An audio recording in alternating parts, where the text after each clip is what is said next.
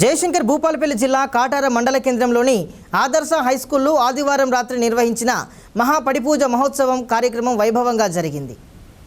పీచర రామకృష్ణారావు, జనగామ కార్తిక్రావు పడిల ఆధ్వర్యంలో శ్రీ చక్రవర్తుల పురుషోత్తమాచార్యులైన గురుస్వామిచే నిర్వహించిన పడిపూజ కన్నుల పండుగగా సాగింది. ఈ సందర్భంగా పూలతో మెట్లను అలంకరించి అయ్యప్ప స్వామికి ప్రత్యేక అభిషేకాలు, పూజలు నిర్వహించారు. భక్తుల అయ్యప్ప నామస్మరణతో ప్రాంగణమంతా మారుమోగింది.